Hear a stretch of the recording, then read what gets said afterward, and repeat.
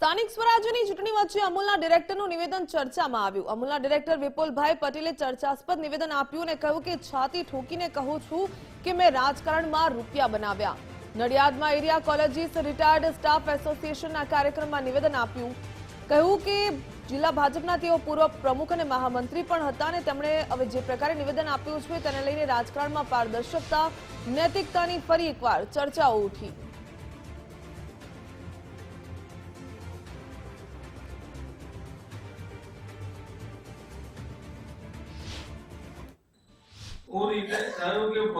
खूब मैं मेहनत करी, सारा में सारो धंधो कर्यो, सारो मोबोदार होद्दो मळ्यो, घणा रुपया बनाया। कोई नेता नहीं के मैं रुपया बनाया, छाती ठोकीने कहूं छुं मैं रुपया बनाया, राजकारणमां रुपया बनाया।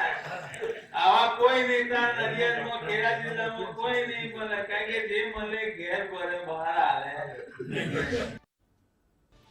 વિપુલભાઈ પટેલ આપણી સાથે જોડાઈ ગયા છે। વિપુલભાઈ, ગુજરાત ફર્સ્ટમાં આપનું સ્વાગત છે। જે પ્રકારે આપે નિવેદન આપ્યું છે કે રાજનીતિથી પૈસા કમાયો છું, છાતી ઠોકીને કહું છું, કોઈ આવું કહેતું નથી, પરંતુ રાજનીતિમાં આપે કેવી રીતે પૈસા કમાયા, ક્યાં રોકાણ કર્યું હતું અને કેવી રીતે રાજનીતિ શબ્દ યુઝ કરીને તમે પૈસા કમાયા છે?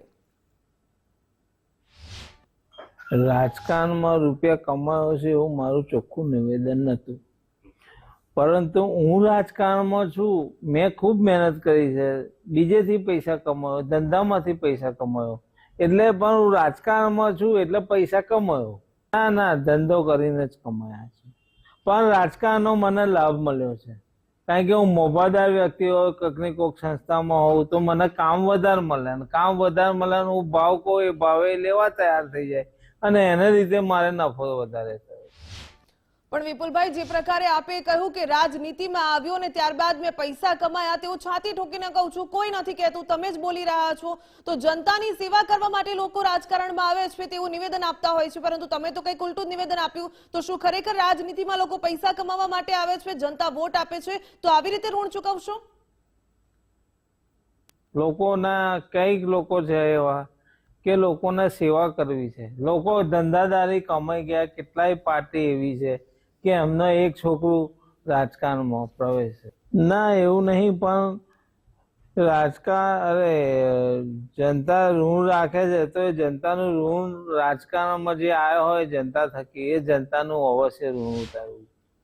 વિપુલભાઈ, રાજનીતિને તો સેવાનું માધ્યમ ગણવામાં આવે છે, પરંતુ રાજનીતિને તો ક્યાંક તમે કમાવાનું સાધન ગણી લીધું હોય તેવું લાગી રહ્યું છે। શું આવી રીતે રાજનીતિથી પૈસા કમાવશો? જનતાને શું જવાબ આપશો?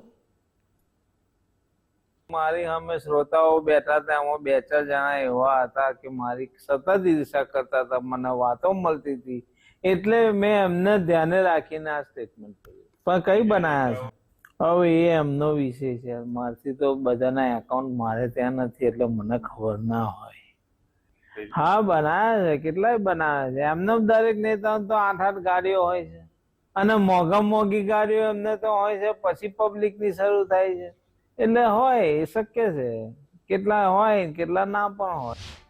એટલે વિપુલભાઈ, આપ કહી રહ્યા છો કે રાજનીતિથી લોકોએ રૂપિયા બનાવ્યા છે, તો બીજા નેતાઓએ પણ આ પ્રકારે રૂપિયા બનાવ્યા છે? કયા નેતાઓ છે, કેવી રીતે આ રૂપિયા બનાવ્યા, મને જાણવું છે કે આ રીતે જો નેતાઓ રાજનીતિના માધ્યમથી કમાણી કરતા રહેશે તો જનતા આ લોકો પર વિશ્વાસ કરશે?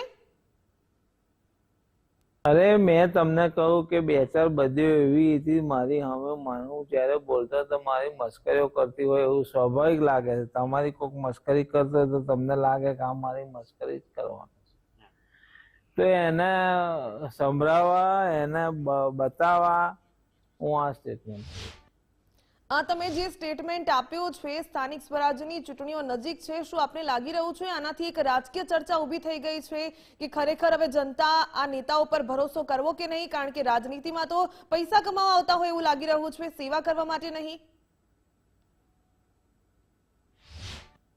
ના, ના, તો બહુ મોટી વાત નહીં, અને હું કે એવો જવાબદારી વ્યક્તિ નહીં બધા વચ્ચે એની અસર થાય, એટલે આ તો હવેના ઉમેદવારોનો ખેલ છે, ગામે ગામનો ખેલ છે, એક ગામના 2 ઉમેદવારો છે, એને ના લાગતું વળગતું નથી। બિલકુલ વિપુલભાઈ, અમારી સાથે જોડાયા તે બદલ આપનો ખૂબ ખૂબ ધન્યવાદ. જે પ્રકારે વિપુલભાઈ તો જણાવી રહ્યા છે કે આ એક ખેલ છે, ખેલમાં કેવા પ્રકારે કોણે પૈસા બનાવ્યા હું નથી કહી રહ્યો, પણ મેં તો બીજા માધ્યમથી પણ પૈસા કમાયા છે, પરંતુ જે સ્ટેટમેન્ટ આપ્યું છે તેને લઈને ચોક્કસપણે ગરમાવો આવ્યો છે. આ રાજનીતિમાં પૈસા કમાવા માટે આવ્યા છે અને છાતી ઠોકીને કહું છું તેવું નિવેદન આપ્યું હતું.